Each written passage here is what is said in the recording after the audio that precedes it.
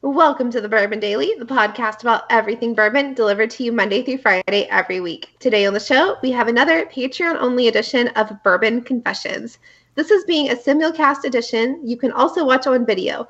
My name is McNew. Please join me in welcoming my co-host, Steve Akeley, along with our special guests, Nate Weingart, Dana the Dreamer 6, and Luke Otero. Hey, gang, what's up? Hey, guys. Hey there.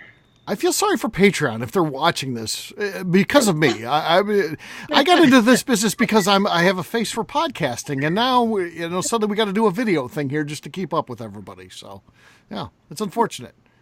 So I'm worried about the word simulcast. Is it simulcast? It's simulcast. Yeah. That's that word. How do you say I was just going to let you get away with it. Whatever. I don't know what you said. Simulcast. Yeah, it's a McNew thing. So yeah. I know what it means, but I don't know how to pronounce it. Did you know just this past week, McNew learned that the Mississippi River wasn't just a New Orleans thing. That's what she called it, a New Orleans thing. Okay, if you see pirate ship in Mississippi River, what city are you thinking about? Anybody? Go ahead and answer. Anybody? Probably New Orleans, but I also know that I know that the Mississippi covers 10 different states. So okay, I know it's in St. Louis and South. I didn't think about anything north because those aren't places I think about usually. So McNew saw an ad for a Airbnb on the Mississippi River, so she assumed it's in New Orleans. Well, it turns out it's in Minneapolis, and she was like, "Hey guys, we need to stay here for the New Orleans Bourbon Festival." It's like, that'd be a long commute each day. I created a whole DM group chat for this thing. I sent it to five different teams. It's only $300 a night, which is actually a good price for a whole ship. Apparently, we could have all stayed there, but we'd lose money when we have to factor in flights back and forth to Minneapolis every day. It says it in the damn article that I didn't read. But yeah, she just doesn't read it. She just sends it out, assumes it's in New Orleans because the Mississippi is a New Orleans thing. And then, this is what we end up with. No, so I actually didn't know that it started in Minnesota because apparently my school didn't teach geography. Well, you didn't pay attention that day. I'm sure that had to come up at some point. I just wasn't present for that class, also a possibility. But I know where it starts. So I think about St. Louis because I cross that when I go into St. Louis. And then I think about New Orleans, but I don't think about all the other states. Okay. I didn't know it started in Minnesota. Who the hell goes to Minnesota in a pirate ship? You're going to freeze to death. I certainly wouldn't go to Minnesota. I'd go to St. Louis first. Exactly. For sure. I would too. So McNew, you did say there was something you wanted to talk to the group about. What was that? And it wasn't the pirate ship. What was that? It wasn't the pirate ship. Okay, so I'm reading this book right now called Ghost of Eden Park, and it's based on George Remus, and it's a really good read. So he was a bootlegger and Prohibition in Cincinnati, but it had me come across a question because he bootlegged in a really smart way where he contracted with the distilleries that had the medicinal licenses. Yeah, because he was a pharmacist by trade, so yeah, and a lawyer. I mean, he is a smart guy. In a really, really smart way. But my question was, if you lived in that time as normal people as we are, would you go to a bootlegger not knowing what you're getting, or would you try to get a medicinal prescription and know that you're getting something legit? Oh, that's easy. Yeah. It's not, though. I'd go to the pharmacist. Go to the pharmacist. But it's limited. You can get what? A pint a week, a pint every 2 weeks? A pint every 2 weeks, yeah. But if I went to a bootlegger, I can get whatever I want if I have money. Yeah, I don't know. But you don't know what you're getting. It's like the secondary market today. You don't know what you're getting. So I would go with it. I would go just to enjoy it. I would get the pint every 2 weeks, I think. Yeah, you're going to go the smart route. Yeah. Okay. I'm going to disagree. I'm going to disagree with you all. Yeah. You know what? I think I would actually start bootlegging myself and drinking my own stuff. But if I couldn't, I'm all about taking the risk and getting the extra, 175 every week versus the pint. I think if I go blind, whatever, I can still taste the whiskey. I was like, I'd probably go to a bootlegger because I don't want to be limited in what I can get. Dana, what would you do? Would you just limit yourself to what's available to you through the pharmacy? Now, let's not forget, So you and your boyfriend, you would be able to get 2 pints every 2 weeks. Now me, I've got 3 people in my household. I would be able to get 3 pints, and I would tell them they probably don't want it. So I'd get 3 pints every 2 weeks. That's not bad. I mean, I have befriended my street pharmacist many times, so I would go that route and just get whatever I could persuade them to give me. Okay. All right. Because it's very, very expensive to go to your pharmacy. Yeah. But your bootlegger might give you a deal. You're not wrong about that, McNew. It was actually pretty expensive. I think it was like $3 for the doctor that you had to give for the prescription, and then another $3 for the whiskey. $6 doesn't sound like a lot today, though. Well, that's a fair deal, but you're thinking about in the teens and in the 20s, that's a lot of money. $6 was I don't know what that equates to, but it's a lot of money. Who wants to go to the doctor or the pharmacist? Seriously, just go to the backwoods. Meet somebody in a backwoods back alley. Just go hang out with the Neely family. The Neely family never experienced prohibition. If you ask them what prohibition, they don't even know what that is. They're like, what? There was a time when we couldn't make whiskey? Yeah. What was that? Yeah, just hang out with the Neelys. If you had the Neely distillery or family, then you can trust that whiskey. Yeah, exactly. Yeah. You can't trust all this stuff. I'd go the back roads too and go to the Neelys every day if I could, but I'm not going to lose my eyesight over that. Yeah. Well, Luke and I are good friends. We'd work out a schedule where someone had to go visit the Neelys up in Owsley County, Kentucky. So you go. He and I would work out a schedule where one of us has to go, fill the trunk, and then supply the other one. So that's right. Yeah, that's right. Yeah, because the Neelys were making whiskey. And then we would have a pharmacist on the backside to cover us. So exactly, just in case we get pinched. Yeah. So, McNew, one of the greatest things about George Remus was the fact that not only was he, distributing things in that way, a lot of times what he would set up was he would set up these fake things where he would have his guys, basically mobsters, but his own guys, rob from him. So he'd be like, okay, these people are going to be leaving, the distillery on that day to bring it to the pharmacy. Just have your cars with Tommy guns intercept that truck. You're not going to get any pushback from the driver because he knows this is going down. You're going to steal that whiskey. Then I'm going to claim insurance on that. I'll get paid from the insurance, and then I'm going to sell it by bootlegging it. So I'm also going to make money off of that. And then, by the way, because I lost a shipment of whiskey for my pharmacy, now I can order another shipment for the pharmacy. So he was making money all different ends of this. So Remus was an amazing businessman. Yeah. And he was so smart about the way he did everything wrong. He was a genius. Oh, yeah. He was very resourceful. Yeah.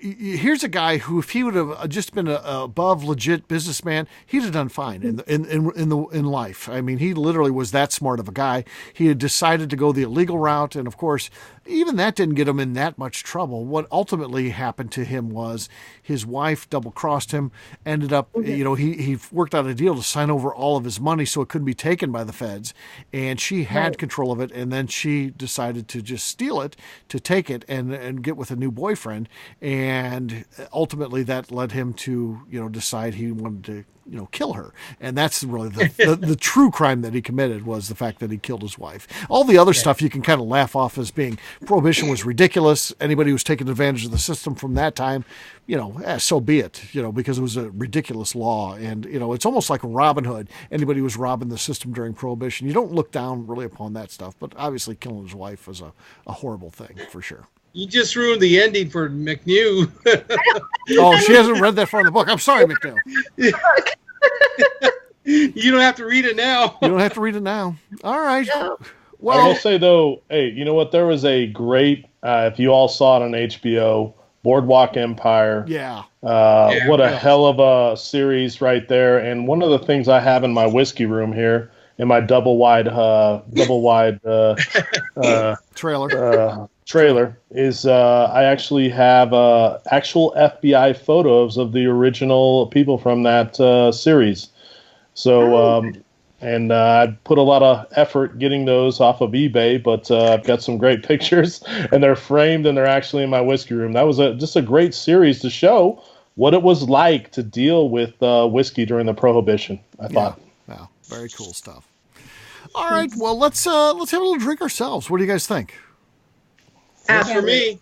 All right. So Patreon, you get to see us drink, and you can play along at home with us as we do our cork pops. Let's start with Dana the Dreamer 6. Let's see what she's got. Something exciting, I'm sure.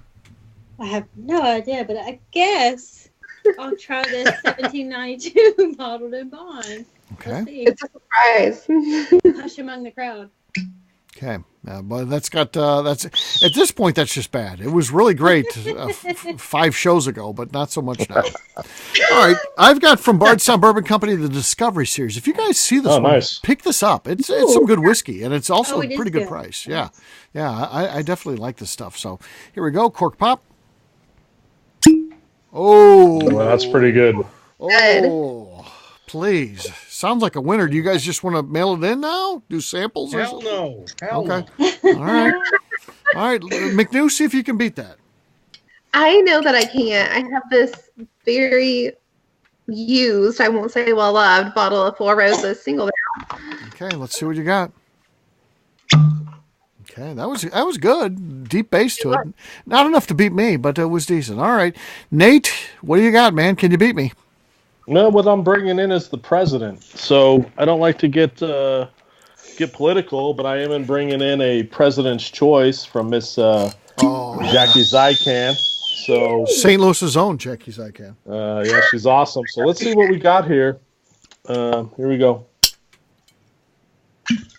Okay, no, nothing there, man. Sorry. Nothing there, but the juice is. Great whiskey. I'll take it over anything you got. But Yeah. yes, it's delicious. Yeah. Boy, Jackie does a great job with that program, doesn't she? Oh my God, man! those I'm are telling fantastic. you, I have not had a bad one. I've had every one, and Even number one? yes, I do. I have had them all. Who I got had you number actually, one? Because you had to go to the private event or be an no, employee. one of our members got that bottle and has shared that with me, and it's. You bastard. I'm telling you right now, there has not been a bad one, and I know they just released the number 9 at the distillery here. They had a little party, and I wish I was there, but man, these are so good, so good. I got to go to Jackie's office one time, and she pulls out like a Tupperware container, and in there is all the different releases. Now, these are before they've been, ready to go at the distillery. These are ones that she selected from the barrels, and she's like, pick whatever one you like. So we got to try one of those in that way, and it was just fantastic. And she's done such a great job with that series. Jackie Zykan's awesome. One of my favorite people in the industry. And she's from St. Louis. I don't know if I mentioned St. that. Louis, yeah. Where is she from, Steve? I don't remember where she's from. Yeah, she's from St. Louis, Missouri. I just found this out today. So, yeah, I didn't realize that until today. So, all right. Luke, how about you, man? If you're between me and victory here, I'm hoping maybe you did a sample from your buddy Tony out there in Seattle, or what do you got? I'm going to go with one of mine, Rowan's Creek. Rowan's Creek. All right, here we go. No, thankfully, Ooh. that's victory for me. All right. Well, congratulations to me. I don't know if you guys want to say anything, or I'd like to thank the Academy and my family. Yeah. Cheers, gang. Cheers. Cheers. All right. What we're going to do next, we're going to take a quick break. And then when we come back, it's going to be time to get into Bourbon Confessionals. Dana is going to be on the hot seat. We're going to talk to her What the after the hell is break. Bourbon Confessionals? I don't know. We'll It's talk just about a that bunch after the break. Welcome back to the Bourbon Daily, Patreon exclusive, including video. We have Bourbon Confessions. Yes, we do. So, Dana, we're going to start with you. What do you want to confess for Bourbon Confessionals? It doesn't have to be bourbon related per se. No, mine was bourbon related. Like, my shameful thing to admit is, the first bourbon that I ever thought was kind of crap was Wild Turkey. But wait, don't judge me. It's all because of Cousin Eddie. Because in one of the National Lampoon's movies, Yeah. he was talking about his daughter was being cured off the Wild Turkey. So I'm like, well, if his daughter has to be cured off it, that's some cheap shit. I don't want it. So this is before you even tried it. You're basing it on Yes, National Lampoon's definitely. Vacation. Okay. Yeah, so I was like, I don't want no That was Wild Vegas Turkey. vacation. Yeah. Yep. Cure up the wild turkey. Yeah. So I was like, I don't want that. I'm going to be addicted. I'm going to be white trash. I don't want it. But now that you've tried it yourself and you're able to judge based on taste, and what's your opinion now of wild turkey? It's really quite good. Like, it was one of my favorite tours, like, because you get to see the process more than a lot of other Kentucky distilleries that I got to tour. There's a couple I just had to do the tasting on, but forgive me, Cousin Eddie. Yeah. You ruined it. Yeah. So obviously some good stuff there. Nate, how have you evolved over time? That's anything you want to talk about? Yeah, I'm not. I'm still not up to speed at what we're talking about. But how have I evolved over time? Why don't you come back to me, Steve? To be honest with you, I need to hear these other people know what the hell we're talking about. We're not right talking now. about anything. We can talk about anything right now. It's a video show, so yeah. There's no format here. It's called Bourbon Confessionals because we don't talk about anything. There's no topic. Yeah. Okay. Well, when you say Bourbon Confessionals, what did you get in the mail today? You know, I actually got one of. Okay, all right. If you want to talk about that, how about what was stolen from me in the mail today? You got something stolen from you in the mail? Oh man, it's like a constant theme here. Really? We get. You got to move, man.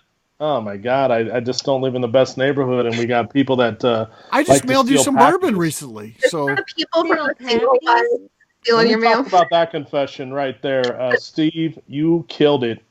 Getting us those NBA bottles. I want to tell you something too. We also did a charity at that event and raised almost $2,500 for a charity. So, but I played a part in that. Yeah.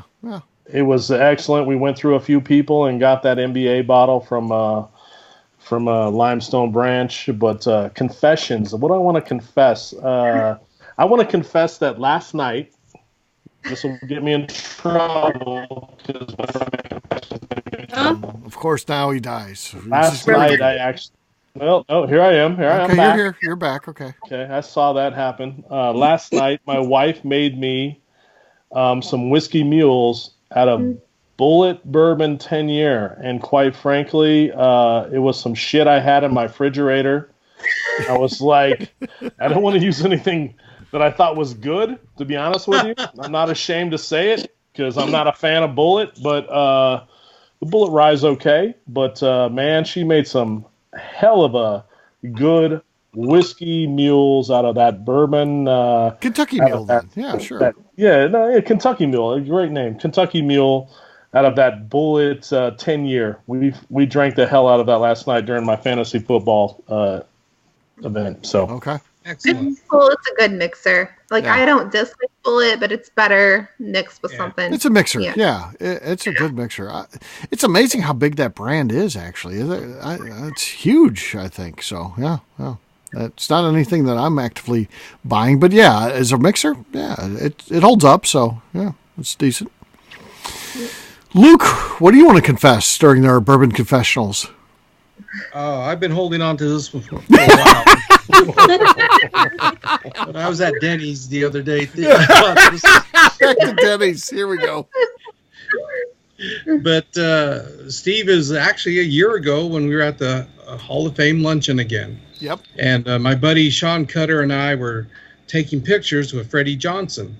I would take pictures with Sean and Freddie, and he was so warm and all of a sudden this big gentleman comes into the picture and starts shaking hands with Sean, and okay. I took a couple of pictures and I said, okay, you can move along now. And so Sean came and took some pictures with me, and Freddie's just laughing.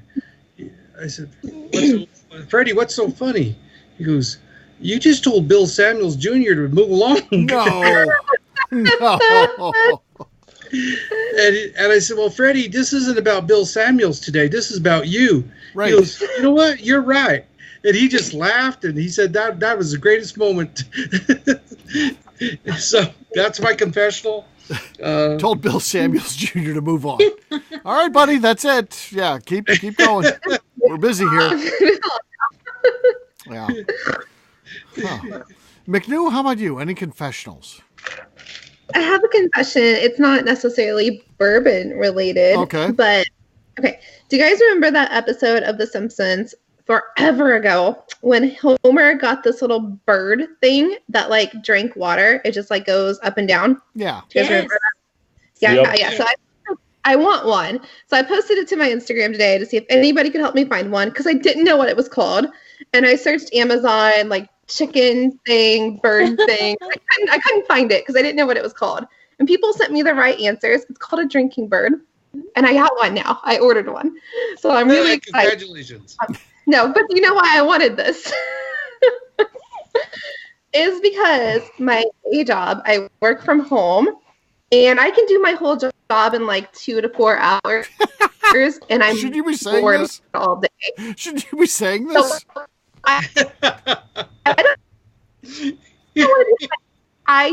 Yes. So I'm going to set this bird up and open up like because we have Link Messenger that shows when I'm away or when I'm available. So I need to look available. So I'm going to set it up where this bird just types in a notepad all day. So he's moving. Available. Yeah. Yeah, he's Love moving. it. My computer has movement. So I'm going to buy this damn bird for $8. Great deal, by the way, on Amazon if you want one. And I'm just going to make it look like I'm available so I can go do what the fuck I want all day. This is perfect. Brilliant. That's So smart. will you be able to just have the bird cover for you when you're in Key West next year? Maybe I won't take vacation days. No, because I actually have to clock in and out for like when I show up, when I take breaks, when I take lunch. It's very restrictive, and I don't like that. It bothers me because I didn't have to do it for a year and a half, and now I do. So I just feel like it's really controlling. So no, I can't make the bird clock in and out for me, but I can make it look like I'm there until I have to clock out. Right. I remember in that episode, there was a nuclear meltdown because of that bird. So I just want to let you know that. But I don't work with so important. I'm not going to cause a nuclear meltdown. I might pay the wrong person for their fractured bone because they're stupid. So, you know, Because they extra rolled money. the riding bull. Yeah. So my confession is I ordered a bird to fake do my real job. Hello, Homer.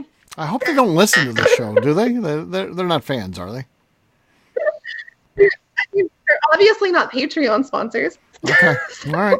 Yeah. If we see if one of your bosses signs up for Patreon, we'll might have to change how we do things here, right?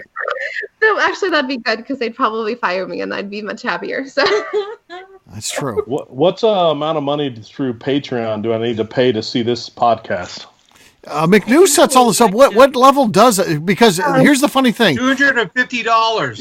you can hear this, and at a certain level. So what level can you hear it, and then what level can you see it, McNew? So you can hear it at $5. To see this video is $25. Oh my God! Oh yeah, Video's God. got it's the real deal. it's a real So- thing. And people love it for some reason. Why do you love it? Thank you. We Right. don't know why, but they do. Right.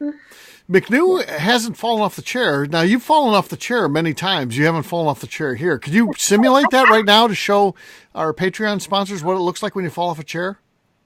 No, I don't want to do that. So I actually got my chair fixed because the bolts. So it's a freaking IKEA chair, and I got it fixed because the bolts were really loose and it was wiggly. And I'm like, I'm gonna break this chair. So we fixed it, and now it's all good. And I'm probably not gonna fall out or break it anytime Remember when soon. you couldn't drink? You were all liquored up though on the NyQuil because Tracy Napolitano was on that show and he talks about that all the time. That's like Tracy's favorite memory of me. Yeah. Is NyQuil. Yeah.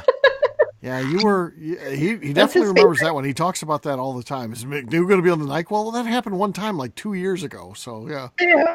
It was when I was like brand new and a hot mess, and it was like, okay, yeah, I drank a lot of NyQuil because I was sick, but I still wanted to do the shows because I'm that dedicated.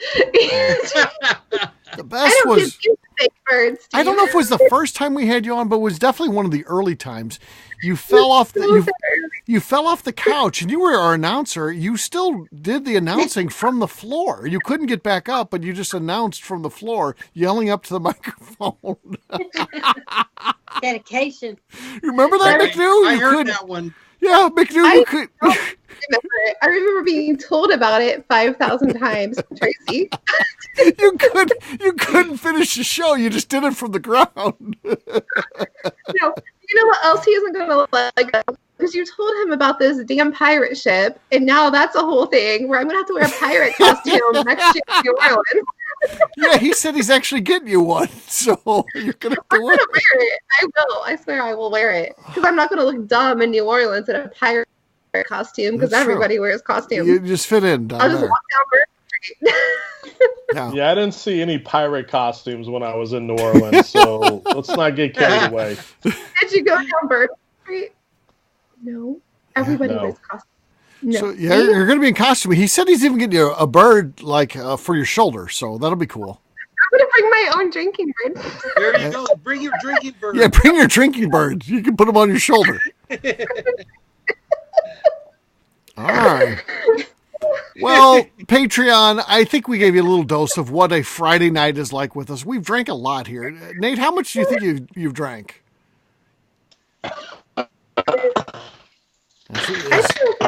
Everybody gets choked on some water. You're not operating any heavy machinery or anything, right, Nate? I've had 10 2-ounce pours of Glencairn. He started out the night, folks, doing shooters of Pappy 23. He was like, I got to get in the mood for this. So he's drinking Pappy 23, just shooting it. I don't know. It's crazy. All right, we see what we do for our folks. Our shows are real. We come on and we drink on these shows, and it's not fake. It's not set up. We drink, and that's part of what we do. So it's just who we are. So hopefully you enjoy this Patreon. Hopefully you've liked this. If you're at the $25 level or higher, you're enjoying seeing what is going on behind the scenes. So we'll wrap it up as we always do by talking about where people can find us. We're going to start with Nate. Nate, where can people find you? You know what? Instagram, 5280 Whiskey, Facebook, 5280 Whiskey Society. I'll remember that I'm on Twitter too, at 5280 Whiskey. And you can also find us if you want to really check out 5280 Whiskey Society. Go to our site at 5280whiskey.com. We've got a lot going on there. You can see we have a lot of YouTube videos of several of the master distillers and master tasters that have come to our events, and actually you might learn something a little bit. Yeah. Fair enough. All right, Luke, how about you? You can find me at Denny's creating the newest bourbon flavored bacon or something like that. But on Instagram, you can find me at Santa Fe Boutique Wines and Luke at SantaFeBoutiqueWines.com. All right, Dana the Dreamer 6. You can find me on Instagram with my bottle of 17 bottle of wine as Dana the Dreamer 6, and probably even on Twitter as Whiskey Girl Dana. All right. So Dana stands up when she does these shows too. You can see on so yeah, she's the only person on the network that stands while she does this. So all right, McNew, how about you? Where can people find you? You can find me on Instagram as Miss_McNew. And if you have questions about our club, email me, mcnew@abvnetwork.com. All right, for me, I'm an easy guy to find. I'm at Steve Akeley on Twitter, Instagram, or Facebook. I've got a website, steveakeley.com. We've also got that company website, and that's abvnetwork.com. Check that thing out. Everything that we do is out there. One of the most important new things that we've got is our shop. Check that thing out. I recently just added some hats in there. Jeremy Shell said that he didn't think they'd sell. I think they're going to sell. I think they're cool, so check them out at abvnetwork.com. McNew, anything else to say before we get out of here? Go, Dana, go! Yes! Go, Dana! Go, Dana! Go, Dana! Give